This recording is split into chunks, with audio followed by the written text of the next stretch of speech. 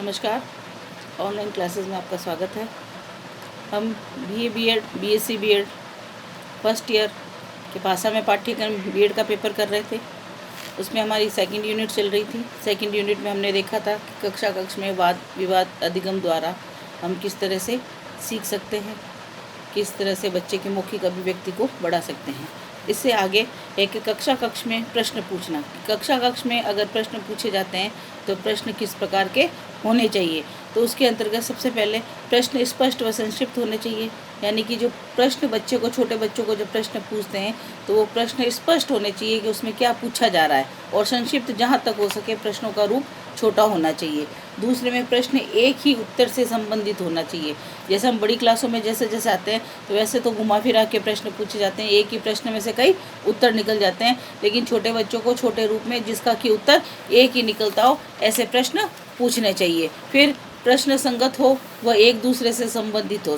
प्रश्न संगत हो यानी कि आपको जब लेसन करवाए जाते हैं और लेसन से पहले आपको माइक्रो टीचिंग करवाई जाती है, तो माइक्रो टीचिंग के दौरान भी आपको ये सिखाया जाता है कि जो भी एक टॉपिक लिया जाता है और टॉपिक में उससे जो प्रश्न पूछा जा रहा है और जो प्रश्न का उत्तर आया है उसी उत्तर में से अगला प्रश्न निकाला जाता है और उसी में से फिर उत्तर निकाला जाता है। यानी कि जिग जैग वाले जो प्रश्न संगत होने चाहिए, यानी कि एक दूसरे का संबंध एक दूसरे से जुड़ा होना चाहिए, ताकि बच्चा ये कंफ्यूज नहीं हो कि उसे कौन सा उत्तर देना है। फिर प्रश्न बालकों के बौद्धिक योग्यता तथा मानसिक अवस्था के अनुकूल होना चाहिए। यानी कि बच्चों का जो स्तर है, बच्चों का जो क्लास का स्तर है, जो उनकी बुद्धि का स्तर है, जो उनका आईक्यू का स्तर है, उसी के अकॉर्डिंग उनको प्रश्न पूछने चाहिए। फिर प्रश्न हाँ या ना के अधिक होने चाहिए। बच्चों को ज़्यादातर छोटे बच्चों को जो प्रश्न पूछते हैं तो उसका उत्तर बोलने की बजाय हाँ या ना या रिक्त स्थान की पूर्ति या एक शब्द या एक लाइन वाले प्रश्न ही होने चाहिए।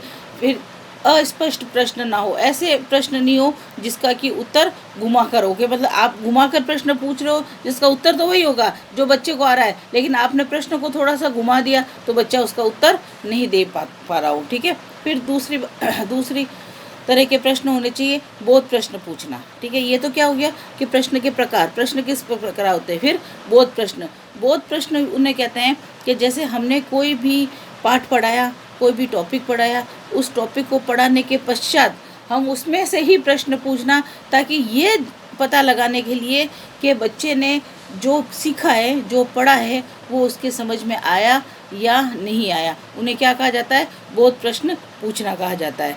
बोध प्रश्न यानी कि बच्चों को जो हमने पढ़ाया है उसी में से प्रश्न पूछना। फिर बोध प्रश्न किस प्रकार के होने चाहिए? शब्दों में प्रसंग के अनुकूल अर्थ का बोध करने के लिए, शब्दों में जो प्रसंग पढ़ाया जा रहा है, जो टॉपिक पढ़ाया जा रहा है, उसके अर्थ को देखते हुए कि उसका अर्थ क्या है। जैसे हम कहते हैं कि हमने जो पढ़ाया है उसका सारांश क्या है, या कई बार ये होता है कि जो टॉपिक पढ़ाया गया है उस टॉपिक का शीर्षक क्या हो सकता है, इसका शीर्षक क्या लिखा जाता है। जैसे हम गद्यांश करते हैं, गद्यांश में हम पठित गद्यांश भी करते हैं, अपठित गद्यांश भी करते हैं, तो उसमें ये पूछा जाता है कि जो प्रस्तुत गद्यांश है उसका शीर्षक क्या है। तो उसी प्रकार जो हमने पढ़ाया है, जो हमने प्रसंग किया है, उसका जो अर्थ का बोध करा सकता हो, जो उसका शीर्षक है उसके अर्थ का बोध करा सकता हो। जैसे अभी बीएससी में तो मेरी क्लास ज़्यादा लेने की हुई नहीं, लेकिन मैंने जब बीए में क्लास ली थी और जो हमारी कहानी एकादशी की जो कहानियाँ हैं, तो कहानियों में जो कहानी का जो शीर्षक है, कहानी का जो नाम है,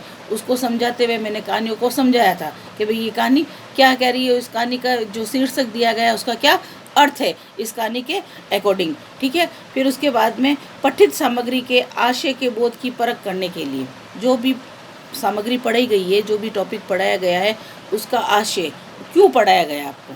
देखो, जब भी किसी भी क्लास में कोई भी टॉपिक पढ़ाया जाता है तो उसका कोई ना कोई मकसद होता है कि उस कक्षा में, उस स्तर में उस टॉपिक को क्यों लिया गया है। तो उसको आशय को पूछने के लिए, परखने के लिए कि उसे क्यों रखा गया है। जो आपके सब्जेक्ट भी डिसाइड किए जाते हैं, तो सब्जेक्ट भी बच्चों के स्तर के अनुसार, उनके आईक्यू के अनुसार रखे जाते हैं कि भाई ये सब्जेक्ट इस क्लास में होने चाहिए, और उनका ये जो टॉपिक है तो वो टॉपिक भी क्यों होने चाहिए, तो उनकी बोध का परख करने के लिए।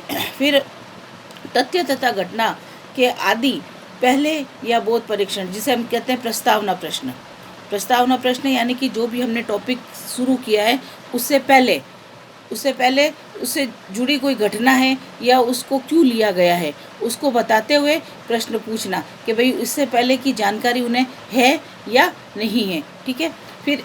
फिर होता है कि प्रश्न कितने प्रकार से पूछे जा सकते हैं। तो प्रश्न जैसे परीक्षण पत्र प्रश्न और दूसरा होता है शिक्षण प्रश्न। परीक्षण तो हम जो भी टॉपिक शुरू कर रहे हैं, शुरू करने से पहले उस टॉपिक तक लाने के लिए प्रश्न करना, और ताकि कि हम वहाँ तक आ सकें।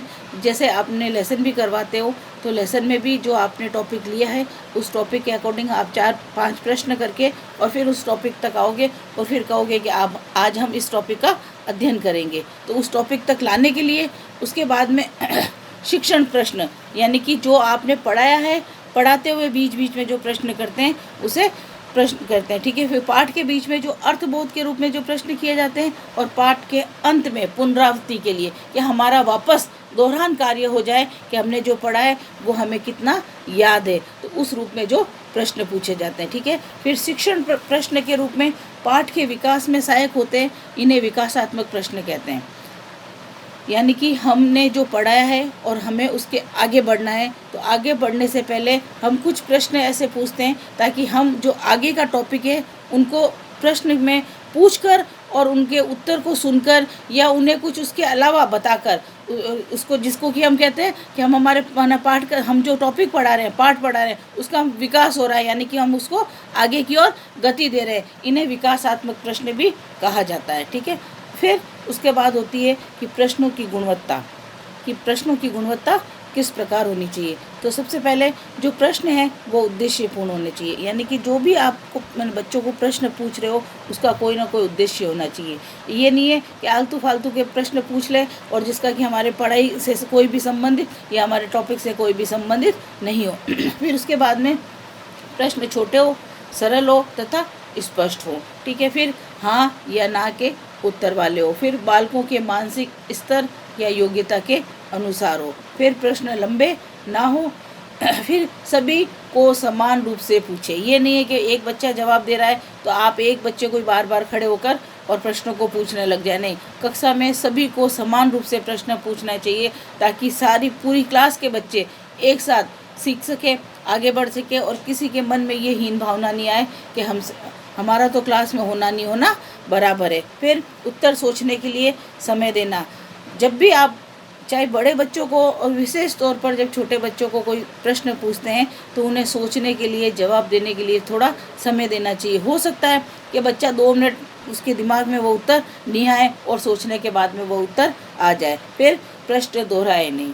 देखो, ये बीएड के दौरान और हमारे प्रशिक्षण के दौरान सबसे महत्वपूर्ण बात है जो हम अक्सर करते हैं और इसे हमें कोई भी रोकता टोकता भी नहीं है, लेकिन लेसन के दौरान ये आपको विशेष रूप से याद रखने की आवश्यकता होती है कि आपने कोई प्रश्न किया है, चाहे वो माइक्रो टीचिंग के दौरान हो चाहे वो लेसन के दौरान हो। आपने अगर कोई प्रश्न किया है तो उस प्रश्न को एक बार ही बोले। एक से दूसरी बार अगर आप प्रश्न बोलते हो तो आपके जो भी एक्सटर्नल है, एग्जामिनर है, वो उस चीज़ के नंबर काटता है। तो इसलिए प्रश्न को कभी भी दोबारा दोहराना नहीं चाहिए। एक बार आराम से बच्चे को प्रश्न बता दो, इस प्रश्न का उत्तर देना है। जब भी आप इस समय प्रशिक्षण के दौरान, बाकी तो हम क्लास में कई बार बच्चे नहीं सुनते हैं तो हमको दोबारा, कई बार बच्चे भी कहते हैं समझ में नहीं आया, वापस बताओ, तो बताना भी पड़ता है। लेकिन विशेष तौर पर प्रशिक्षण के दौरान, जब आप माइक्रो टीचिंग के दौरान अगर आप प्रश्न पूछते हो या फिर आप लेसन के दौरान आप प्रश्न पूछते हो तो आपको प्रश्न को कभी भी दोबारा दोहराना नहीं चाहिए। ठीक है। फिर प्रश्न पूछने की कला कि आप में किस कला के द्वारा आपको प्रश्न पूछने चाहिए। प्रश्नों का स्वरूप कैसे है। स्वरूप का मतलब कि जो भी हमने वाक्य बनाया है प्रश्न का, तो वो सीधा सरल होना चाहिए। जैसे कि हम बड़ी क्लासों में आने के बाद में कहते हैं कि सिद्ध कीजिए कि ये है, कि सिद्ध कीजिए कि उसमें ऐसा होता है, कि क्या उसमें ऐसा हो सकता है, क्या उसके अनुसार उसकी अपने शब्दों में व्याख्या कीजिए, अपने शब्दों में इसका उत्तर दीजिए। तो इस तरह से नहीं, बल्कि जो प्रश्नों का स्वरूप है वो सीधा सिंपल होना चाहिए। फिर प्रश्नों के प्रकार, कि प्रश्नों के प्रकार कौन कौन से होते हैं। प्रश्नों के प्रकार कौन कौन से होते हैं। प्रस्तावना प्रश्न होते हैं, बोध प्रश्न होते हैं, पुनरावृत्ति प्रश्न होते हैं, जो अंत में जो प्रश्न पूछे जाते हैं वो होते हैं। उसके अलावा रिक्त स्थान की पूर्ति वाले होते हैं, हाँ या ना वाले होते हैं, लघुतरात्मक होते हैं, अधि लघुतरात्मक होते हैं, विकासात्मक होते हैं, निबंधात्मक होते हैं। तो ये इस तरह से प्रश्नों के अलग अलग प्रकार के प्रश्न को छोटे बच्चों को विशेष तौर पर पूछने चाहिए। प्रश्न पूछने का ढंग आप किस प्रकार डांट के पूछ रहे हो, प्यार से पूछ रहे हो, अब जो पढ़ाया है उसी के अनुसार पूछ रहे हो, या किसी बच्चे को जानबूझकर कोई उटपटांग प्रश्न पूछ रहे हो। लेकिन प्रश्न पूछने का ढंग आपका किस प्रकार का होना चाहिए। फिर उत्तर के प्रति अपनी अपनी अभिव्यक्ति। देखो, उत्तर के प्रति अपनी अपनी अभिव्यक्ति, सारे बच्चे एक जैसा उत्तर नहीं देते हैं। कई क्या करते हैं, बिल्कुल सटीक उत्तर देते हैं, तो कोई लमसम उसके बराबर देते हैं, तो कोई अपने शब्दों में देते हैं। तो कई बार ऐसा होता है कि बच्चा जो भी उत्तर देता है लमसम उसका उत्तर वही होता है। तो उसके लिए जो आप अभिव्यक्ति प्रकट करते हो, उसके लिए जो आप अपने भाव प्रकट करते हो, उसमें विशेष तौर पर ध्यान देना चाहिए कि जो बच्चे ने कहा है, अगर उस बच्चे ने कुछ गलत भी कहा है तो उसको सही बताते हुए समझा देना चाहिए। फिर उत्तर प्रश्न पूछने के लिए छात्रों को उत्तेजित करना। कक्षा में ऐसा नहीं हो कि एक या दो बच्चे ही प्रश्नों के उत्तर देते रहें, बल्कि सभी बच्चे एक उत्तर दें। इसलिए सभी बच्चों को उत्साहित करना चाहिए, उत्तेजित करना चाहिए कि भाई क्लास में आप भी हो, आप भी पढ़ रहे हो और आप भी इसी मकसद से बैठे हो, तो आपको भी प्रश्नों के उत्तर देने चाहिए। ठीक है, तो ये क्या हो गया, ये प्रश्नों को किस प्रकार से पूछा जाना चाहिए। फिर उसके बाद में पाठ्य पुस्तक से वाचन का कौशल विकास करना।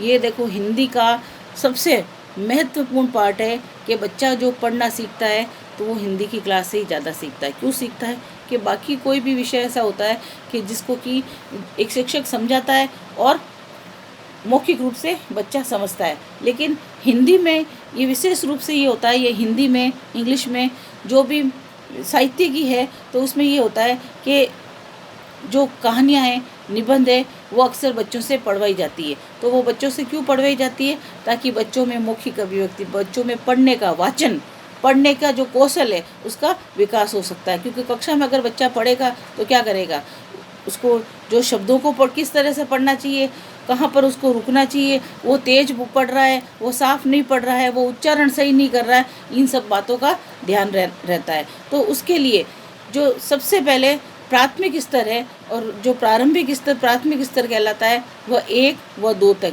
पहली और दूसरी क्लास तक। तो इसमें बच्चों को किस तरह से पढ़ाया जाता है, विद्यार्थियों को चित्रों द्वारा या कहानियों द्वारा, या तो चित्र बताकर, जो हमने पहले भी बात की थी कि चित्र बताकर कि ये चित्र किसका है, ये चित्र क्या कह रहा है, या अ है तो अ से क्या बना, अनार बना, आ से क्या बना, आम बना, इस तरह से ए से क्या बना, एप्पल बना, बी से बॉय बना। तो इस तरह से चित्र बताते हुए पढ़ना। वो कब तक, पहली और दूसरी तक, फर्स्ट और सेकंड क्लास तक। ठीक है, फिर कक्षा 3 से 5 तक जो प्राथमिक स्तर का वाचन है, तो वो कैसा होता है, आदर्श वाचन होता है। आदर्श वाचन किसे कहा जाता है कि पहले शिक्षक द्वारा पढ़ा जाता, उसको क्या कहा जाता है, आदर्श वाचन कहा जाता है। फिर अनुकरण वाचन के जो शिक्षक ने पढ़ा वही पैराग्राफ वापस बच्चे के द्वारा पढ़वाना क्या कहलाता है, अनुकरण वाचन कहलाता है। फिर शब्दार्थ बोध, फिर क्या करते हैं, शिक्षक उसके बीच में जो कठिन शब्द आते हैं उनके अर्थ को बताते हैं। फिर ठीक है, शब्दार्थ बोध करवाते हैं, शब्दों का ज्ञान करवाते हैं, उनके अर्थ बताते हैं और कठिन शब्दों के भी अर्थ बताते हैं। फिर आरोह और अवरोह मतलब हिंदी ऐसा विषय है जिसमें कि हमें पढ़ते समय ये पता चलता है कि हमें कहाँ रुकना है, कहाँ हमारी आवाज़ धीमे होनी चाहिए, कहाँ हमारी आवाज़ तेज होनी चाहिए, किस शब्द पे हमको ज़्यादा जोर देना चाहिए, कहाँ पर हमें समझने वाली जगह पर यह बताना चाहिए कि इस शब्द को जोर देकर और पढ़ना है, और कहाँ पर हमें रुकना है और कहाँ पर हमें बिना रुके पढ़ना है। तो इस तरह से आरोह अवरोध के द्वारा और हाव भाव के द्वारा। तो देखो, आपने एक चीज़ नोट की होगी कि अगर हम सीधे सीधे अगर खड़े होकर अगर कुछ बोलते हैं तो हमें भी कुछ इतना बोलने में या बताने में अच्छा नहीं लगता और सुनने में भी नहीं लगता है। और वही चीज़ आप अगर हाव भाव के रूप में, सांकेतिक रूप में अगर बताते हो तो वह चीज़ बताने में भी सरल होती है और समझने भी सरल होती है। तो हाव भाव के द्वारा वाचन करवाना। ठीक है, फिर उच्च प्राथमिक और माध्यमिक स्तर। में और माध्यमिक में क्या करते हैं, जैसे अभी हम क्लास में करते हैं, 11वीं-12वीं में तो किए, अभी भी आप जो क्लास में सुनते हो, कैसे शिक्षक द्वारा व्याख्या करना।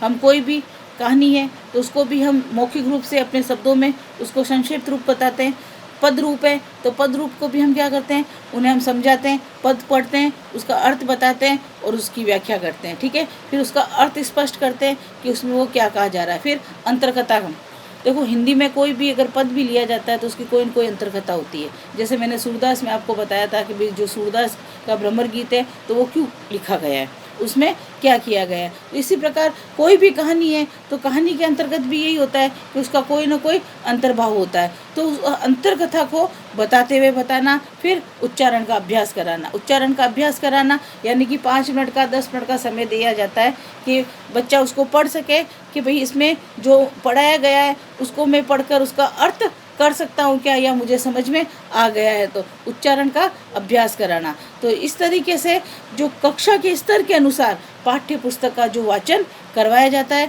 और उस वाचन के द्वारा वाचन कौशल का विकास करवाया जाता है। फिर उसके बाद में है अशुद्ध उच्चारण की समस्या का निवारण। यानी कि हम जो भी पढ़ रहे हैं या पढ़ा रहे हैं उसमें जो अशुद्धियाँ आ रही है, उच्चारण संबंधी जो अशुद्धियाँ आ रही है, उन अशुद्धियों को किस तरीके से, कौन कौन सी पहले समस्या हैं और उन समस्याओं का निवारण हम किस प्रकार से कर सकते हैं, ये हम अगली क्लास में करेंगे।